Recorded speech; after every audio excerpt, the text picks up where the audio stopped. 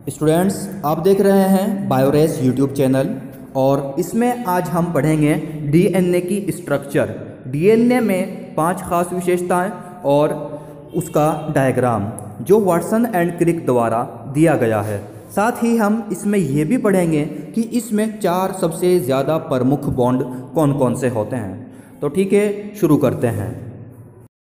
तो स्टूडेंट्स, शुरू करते हैं द्विकुंडली डीएनए की संरचना की खास विशेषताएं कि डीएनए के अंदर कौन कौन सी खास विशेषताएं हैं। 5 विशेषताएं हम पढ़ेंगे जिनसे हम डीएनए की पूरी संरचना को अच्छे से समझ लेते हैं। इसमें आपको डायग्राम और थ्योरी दोनों एक साथ समझाया जाएगा।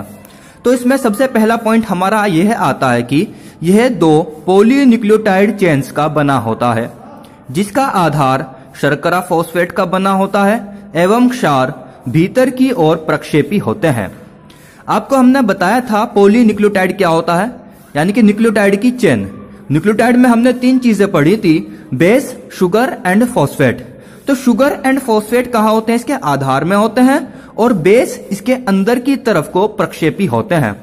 तो पहले इसको समझते हैं डायग्राम में कि शर्करा फॉस्फेट और बेस कैसे होते हैं। स्टूडेंट्स, अब हमें जानना है कि डीएनए का जो डबल हेलिक्स मॉडल है वो 1953 में वाटसन एंड क्रिक ने दिया था। तो उस मॉडल के अंदर डीएनए की जो पहली खास विशेषता हमने आपको बताई है, उसमें हमने पढ़ा है कि ये पेंटोज शुगर और फॉस्फेट से ग्रुप से मिलकर इसकी बैकबोन बनती है। यानी कि ये जो है इसकी लड़ी बनी हुई है यहाँ पर, ये पेंटोज शुगर जो कि डीऑक्सीराइबोज है और phosphate group, pentose sugar phosphate group, pentose sugar phosphate group, pentose sugar और फिर बाद में इसमें आगे जाकर फॉस्फेट ग्रुप जुड़ते रहते हैं इसके अंदर। तो ये इसका क्या बनता है? डीएनए की बैकबोन बनती है, यानी कि मेन लड़ी बनती है। और जो इसके अंदर नाइट्रोजनस बेस होते हैं, एडेनिन, ग्वानिन, थायमिन, साइटोसिन, ये सब अंदर की तरफ को प्रक्षेपित रहते हैं। दूसरी साइड देखते हैं तो pentose sugar phosphate group, pentose phosphate, pentose phosphate, ऐसे दूसरी लड़ी है ये। तो ये दोनों लड़ियां जो हैं, या दोनों जो इसकी बैकबोन है, ये दोनों आपस में जुड़ी हैं और अंदर की तरफ इसमें क्या निकला हुआ होता है? ये नाइट्रोजनस बेस निकला हुआ होता है, जिसे ए का मतलब होगा यहाँ पे एडेनिन, टी का मतलब होगा thymine, thymine adenine, guanine cytosine, cytosine और ग्वानिन, ये सब आपस में मिलकर अब ये डीएनए कंप्लीट स्ट्रक्चर बनती है ऐसे करके। और दूसरी तीसरी विशेषताएं भी हम पढ़ते हैं, एक एक करके इसकी पूरी डिटेल आपको समझाएंगे। स्टूडेंट्स, डीएनए की संरचना की दूसरी सबसे बड़ी खास विशेषता यह है कि दोनों श्रृंखलाएं एंटी पैरेलल पोलैरिटी दर्शाती हैं। एक श्रृंखला की ध्रुवणता 5' से 3' की ओर तथा दूसरे की ध्रुवणता 3' से 5' की ओर होगी। आइए इसे डायग्राम के जरिए समझते हैं। अब हमें डीएनए की दूसरी सबसे बड़ी खास विशेषता को डायग्राम के जरिए समझना है, जिसमें बताया गया है एंटी पैरेलल पोलैरिटी। जैसे कि एक रज्जुक जो है वो 3' एंड से 5' एंड की तरफ है, तो इसके अंदर दूसरा जो रज्जुक है वो 5' एंड से 3' एंड की तरफ को होगा। जैसे कि यहाँ पर आप देख सकते हैं, एक साइड 5' एंड है, दूसरी साइड 3' एंड है। एक साइड 5' एंड इधर है तो उधर की तरफ क्या है? 3' एंड। तो ये एक दूसरे के एंटी पैरेलल होते हैं। इसकी जो ध्रुवणता है वो एंटी पैरेलल होती है। अब हम डीएनए की तीसरी सबसे बड़ी खास विशेषता पढ़ेंगे। डीएनए में दोनों रज्जुकों के क्षार आपस में हाइड्रोजन बॉन्ड द्वारा युग्मित होकर क्षार युग्मक बनाते हैं। मतलब डीएनए के जो 2 रज्जुक हैं या 2 बैकबोन हैं, वो दोनों आपस में जुड़ती हैं हाइड्रोजन बॉन्ड के सहारे, और दोनों जो बॉन्ड है वो क्षार युग्मक द्वारा बनते हैं। इसमें एडेनिन थायमिन के विपरीत होता है और एडेनिन थायमिन के साथ में जुड़ता है 2 हाइड्रोजन बॉन्ड के सहारे। ठीक इसी तरह ग्वानिन व साइटोसिन आपस में 3 हाइड्रोजन बॉन्ड बनाते हैं। मतलब ग्वानिन के विपरीत में साइटोसिन होता है जो हाइड्रोजन बॉन्ड 3 हाइड्रोजन बॉन्ड के सहारे जुड़ते हैं। इसके फलस्वरूप प्यूरिन के अपोजिट में पिरिमिडीन होता है, तो प्यूरिन पिरिमिडीन के साथ में जोड़े बनाता है। एडेनिन थायमिन या एटी 2 हाइड्रोजन बॉन्ड और GC guanine cytosine 3 hydrogen bond द्वारा जुड़ते हैं। हम डीएनए की तीसरी सबसे बड़ी खास विशेषता को डायग्राम के जरिए समझते हैं।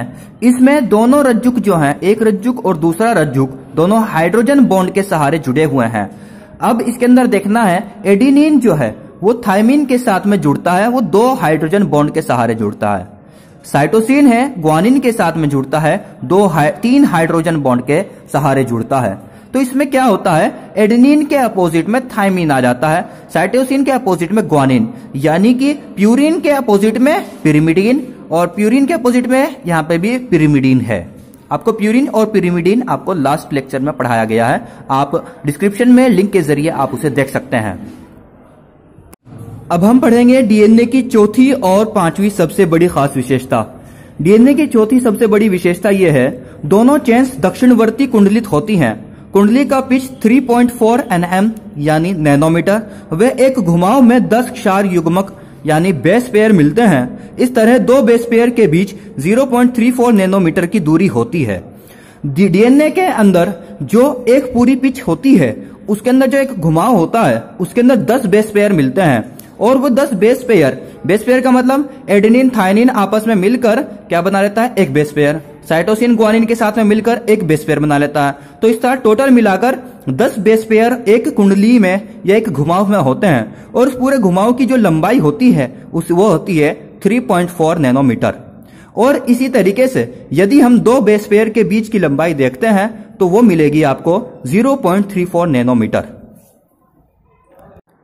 स्टूडेंट्स, यहाँ डायग्राम में आप देख सकते हो कि इसमें 3 कुंडली पूरी दिखाई गई हैं ऊपर की तरफ, और नीचे एक और थोड़ी सी दिखाई है चौथी कुंडली, जिसमें आपको केवल 2 बेस पेयर दिखाई दे रहे हैं। एक कुंडली में 10 बेस पेयर होते हैं।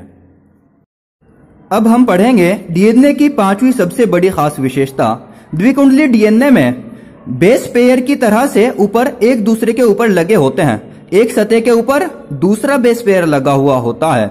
इसके अतिरिक्त हाइड्रोजन बॉन्ड कुंडलिनी संरचना को स्थायित्व प्रदान करते हैं। इसमें उत्परिवर्तन यानी म्यूटेशन की संभावना न्यूनतम होती है। द्विकुंडली डीएनए जो होता है, डबल हेलिक्स डीएनए, इसमें एक बेस पेयर होता है, उसके ऊपर दूसरा बेस पेयर, उसके ऊपर तीसरा बेस पेयर, इस तरह एक के ऊपर एक लगे हुए होते हैं। और इसको जो स्ट्रक्चर को जो स्थायित्व प्रदान करने का काम है वो है हाइड्रोजन बॉन्ड का। कि आपने देखा है साइटोसिन ग्वानिन के साथ में हाइड्रोजन बॉन्ड बनाता है, कितना hydrogen bond, 3 hydrogen bond. Adenine thymine के साथ बनाता है, 2 हाइड्रोजन बॉन्ड बनता है। तो ये सब इसको स्थायित्व प्रदान करते हैं। और डीएनए के अंदर म्यूटेशन की संभावना होती है, जो कि बहुत कम होती है, न्यूनतम होती है। म्यूटेशन का मतलब उत्परिवर्तन, यानी कि बेस पेयर में थोड़ा सा बदलाव आ जाना। एक बेस पेयर, 2 बेस पेयर या 3 बेस पेयर या 3 के मल्टीपल में बेस पेयर का बदलाव आना, यह म्यूटेशन कहलाता है। इसके ऊपर आपको अलग से वीडियो बनाया जाएगा, डिस्क्रिप्शन में आपको उसका लिंक मिल जाएगा। अब इसे डायग्राम में समझते हैं। फ्रेंड्स, अब हम डीएनए के अंदर पाए जाने वाले 4 इंपॉर्टेंट बॉन्ड्स के बारे में पढ़ेंगे। आपको अभी अभी बताया गया है कि जो 2 लड़ी हैं, ये 2 रज्जुक आपस में हाइड्रोजन बॉन्ड के सहारे जुड़ते हैं। एक बॉन्ड तो इसमें होता है आपका हाइड्रोजन बॉन्ड। इसके अलावा हम बात करेंगे कि जो एक न्यूक्लियोटाइड होता है, इसे पूरा स्क्वायर में बनाया गया है।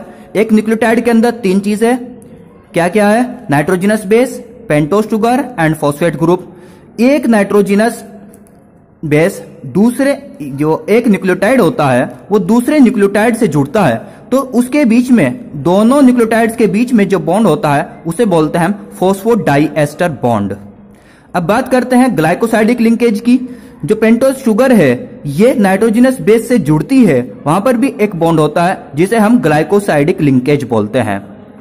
पेंटोस शुगर और फॉस्फेट ग्रुप, इन दोनों के बीच में जो ये बॉन्ड पाया जाता है उसे हम बोलते हैं फॉस्फोएस्टर बॉन्ड। तो इस तरीके से आपके 4 बॉन्ड कंप्लीट हो जाते हैं। इन 4 बॉन्ड को आपको ध्यान रखना होगा। स्टूडेंट्स, उम्मीद है आपको डीएनए समझ आ गया होगा। इस वीडियो को ज़्यादा से ज़्यादा स्टूडेंट के साथ में शेयर करें ताकि सभी को डीएनए की डिटेल्स अच्छे से मालूम हो सके। और चैनल को यदि आपने अभी तक सब्सक्राइब नहीं किया है तो चैनल को सब्सक्राइब करें। और नेक्स्ट वीडियो में हम पढ़ेंगे सेंट्रल डोग्मा कि डीएनए से डीएनए कैसे बनता है, डीएनए से आरएनए कैसे बनता है और आरएनए से प्रोटीन कैसे बनती है। धन्यवाद।